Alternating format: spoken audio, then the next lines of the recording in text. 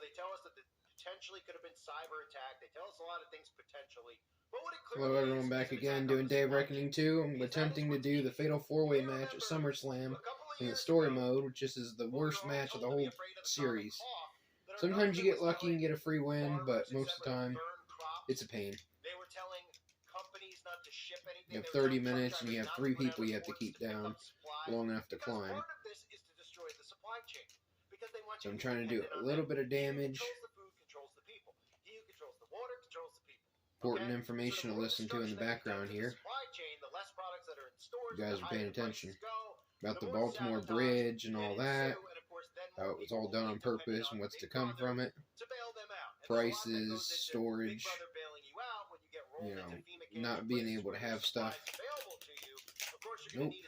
Nope. To connect you to the internet, like some people already have. But let's start by looking at the supply chain and how that's already the top. Usually I get 3 finishers, and everyone's a little bit hurt, so and shortages again. How convenient. Hopefully I can hit a few stunners and be done. To recover from the devastating bridge collapse, concerns are growing over its potentially widespread Bud, impact you need to stop. on the supply chain. The Queen City News Chief Business Correspondent Taylor Young is in Charlotte with what we know so far.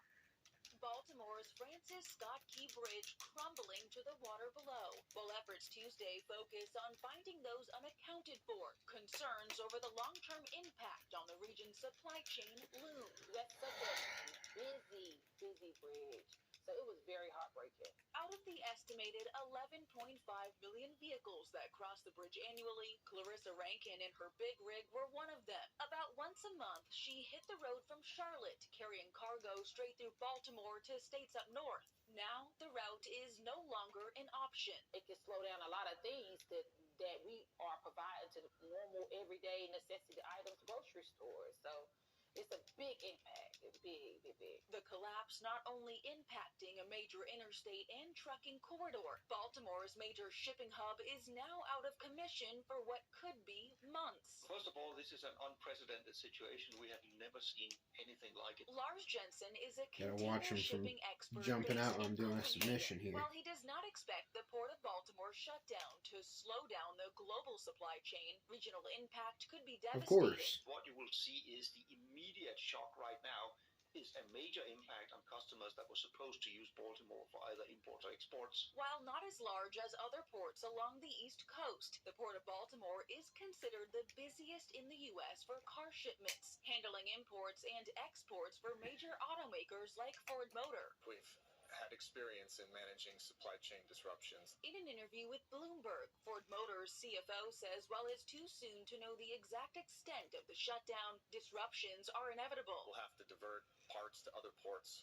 along the East Coast or elsewhere in the country, and it'll probably lengthen the supply chain a bit. A longer supply chain, whether on 18 wheels or by vessel. People don't understand how much this transportation world could impact your everyday life. Likely to impact wait times and prices for everyday goods.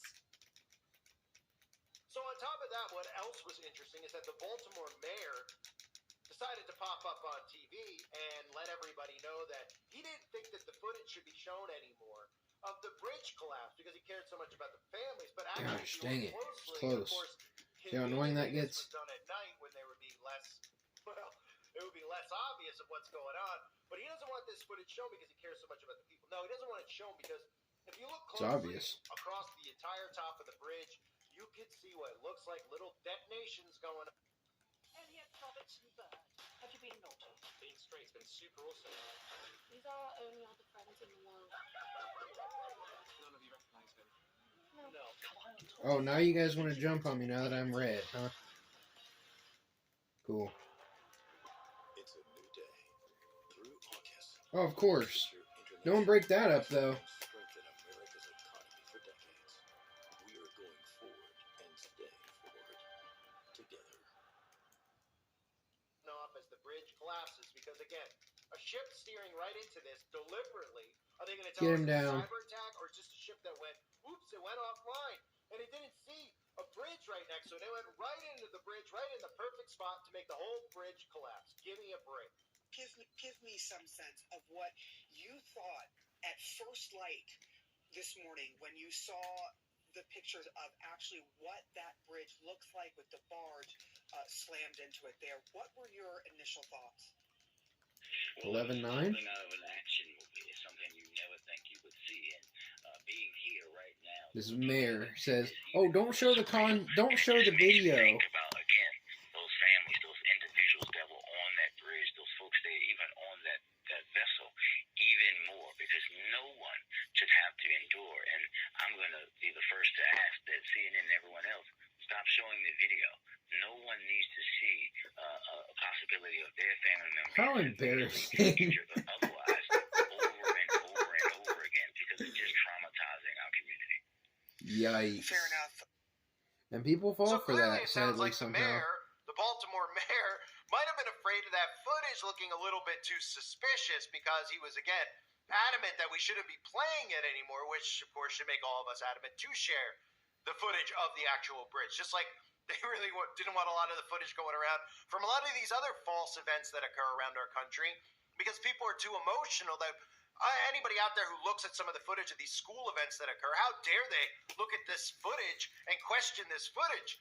It's too heartbreaking for the families out there. So, we shouldn't actually try to question what's really going on and if this is real news or this is manufactured news. And, of course, we know the answer is that it's all manufactured. Now, I talked about over on the website, another key component of this isn't just the fact that this is a large area for transport, is the Francis Scott Key Bridge. Because for people out there that don't know, Francis Scott Key is the one who wrote the national anthem. And the key component to bringing in, I should say, the New World Order is bringing down the United States of America. Because it's really the only country that stands in their way. It's an armed nation.